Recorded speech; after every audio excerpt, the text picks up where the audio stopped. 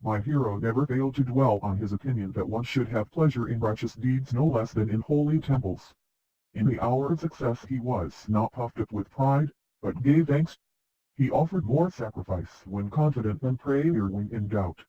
He was wont to look cheerful when in fear, and to be humble when successful.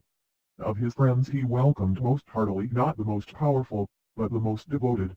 He hated not the man who defended himself when injured, but such as showed no gratitude for a favor. He rejoiced to see the avaricious poor and to enrich the upright, desiring to render right more profitable than wrong.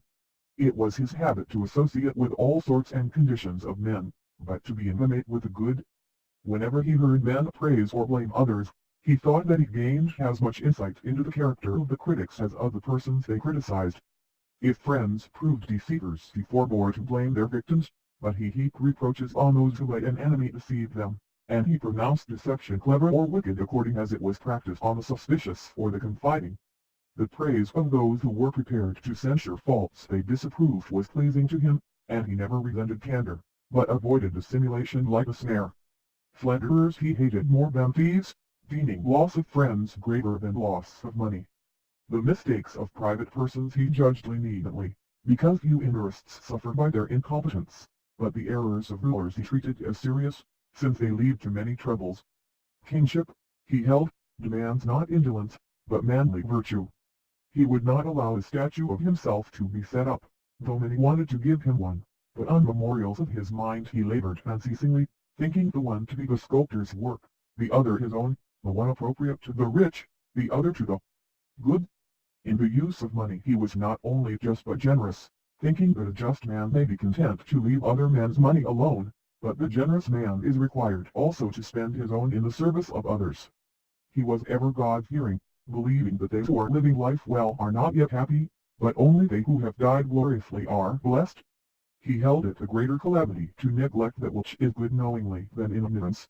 No fame attracted him unless he did the right work to achieve it.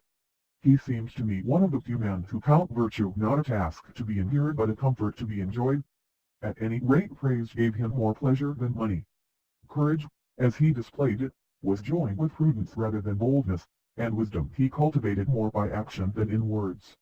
Very gentle with friends, he was very formidable to enemies, and while he resisted fatigue obstinately, he yielded most readily to a comrade, though fair deeds appealed more to his heart than fair faces. To moderation in times of prosperity he added confidence in the midst of danger. His urbanity found its habitual expression not in jokes but in his manner, and when on his dignity, he was never arrogant, but always reasonable. At least, if he showed his contempt for the haughty, he was humbler than the average man, for he prided himself on the simplicity of his own dress and the splendid equipment of his army, on a strict limitation of his own needs and a boundless generosity to his friends. Added to this, he was the biggest of adversaries, but the mildest of conquerors, wary with enemies, but very compliant to friends. While ever ensuring security to his own side, he ever made it his business to bring to naught the designs of his enemy.